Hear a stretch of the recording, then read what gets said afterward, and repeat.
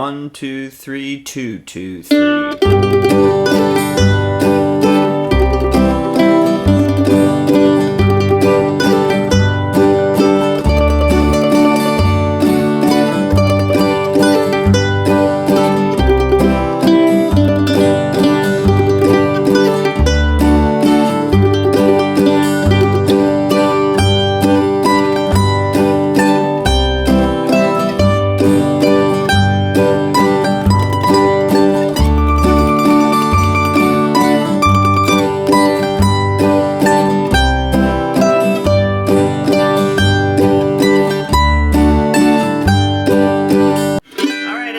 Mandolin Land, Mike Heading here. Today I'm coming to you with the classic song Amazing Grace. We're going to work on kind of a beginner version, maybe drifting a little bit into intermediate. We're going to work on playing the basic melody, adding some pull-offs and some basic ornaments, and then how do we add tremolo and some slides and ways to spice up the tune.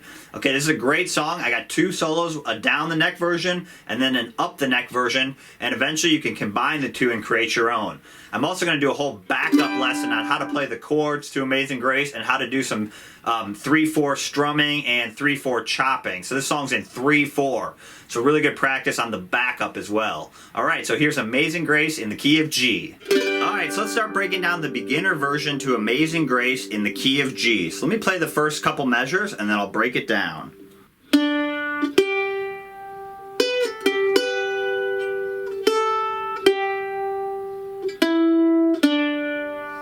Alright, let me do it again.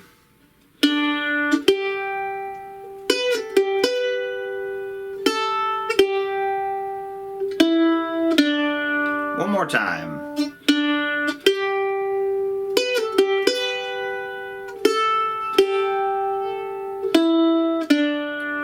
Okay, so let's start by just getting our notes we're going to need for this song, for the down the neck version, for the first version. So we're going to need the open D string. We're going to need the second fret on the D string with our first finger of our left hand. And then we're going to need the fifth fret on the D string with our third finger, our ring finger of our left hand. So let's just play those first notes. Fifth fret, second fret, and open. And don't worry about what you're doing with your right hand at this point. And what you want to work on with this song, especially if you're a beginner, is keeping your first finger down when you reach up to that 5. Because then when you go right back to that 2, you're not lifting your finger up. See how I'm lifting my finger up when I'm doing it that way? What you want to practice is keeping your first finger down.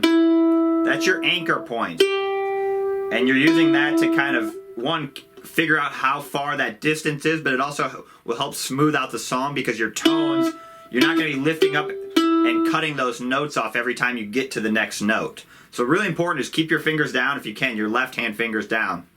Okay? So our other notes we're going to need is those same 3 notes just on the A string. So open A string, second fret on the A string, and fifth fret on the A string. Same fingers. So for all the 5s on this song, at least in the first version, you're going to use your third finger.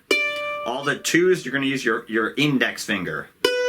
And then opens are obviously just no left hands at all. Okay? Alright, so those are the fingers you're going to need for the down the neck version. So let's get into the solo. So we're going to start with the open D string on beat 3. Remember, we're in 3/4, so we're only counting to 3 on this song. 1, 2, 3.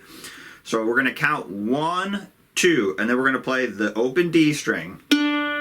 And if you look below the tab, you'll see these symbols, one that looks like a staple and one that looks like a V. The staples are downstrokes, so I'm playing the note down with my right hand. The V's are up. So follow that really closely. That's my recommended right hand pick strokes, and that'll really help you play the song correctly. So we're going to start with a downstroke on the open D string, and then we're going to reach our third finger up to the 5th fret and then play that note. And we're going to let that ring out for 2 beats. 1, 2. And then we're going to do a little pull off, and I'll show you an alternate way to do this if this is too tricky, but I'll show you how to do it the way I'm playing it first.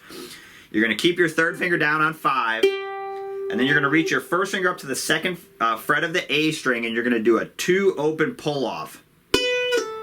And what I mean by a pull off is I'm playing the note, so I'm playing that second fret, and then I'm pulling the string off and changing the note without playing another note with my right hand, rather than going and playing 2 notes with my right hand, I'm going, hear that? And my recommendation is you got to let the first note ring out a little bit. You need to hear a reference point. If you pull off too quick, you don't hear that reference point. The other thing I do is I pull back toward my palm a little bit. You could also push up, but I find it works a little bit better for me to pull back toward my palm. And you can practice that on its own. Eventually you're going to want to keep that third finger down, because we're going to go right back to that 5. And I'm doing a down up there with my right hand, so I'm playing a down on the A string and then an up on the D. So that's all my right hand's doing. And I'm getting 3 notes there. You count that triplet. 3 syllables, 3 notes. Triplet. And if you don't like doing that, what you can do is just skip that open pull off and play 2-5. Or you could even play open 5. Either way, you're basically just taking out that pull off and playing one of those 2 notes. Okay, so let's play that first measures 1 and 2. So 1, 2.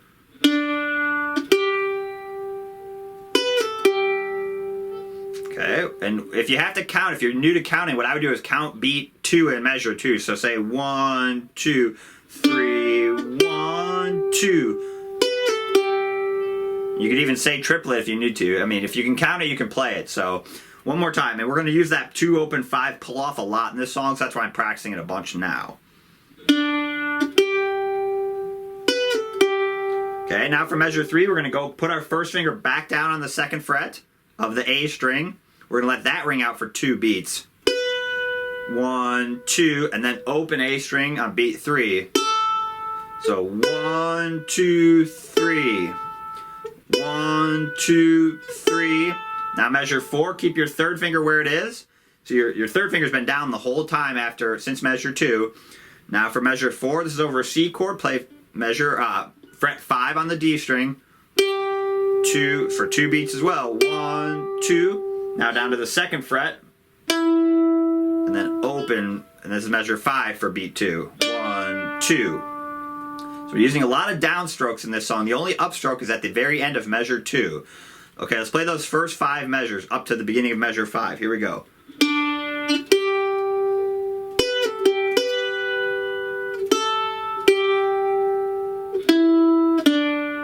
So keeping that 5 down really lets that note ring out. It also is going to smooth out my whole song, okay?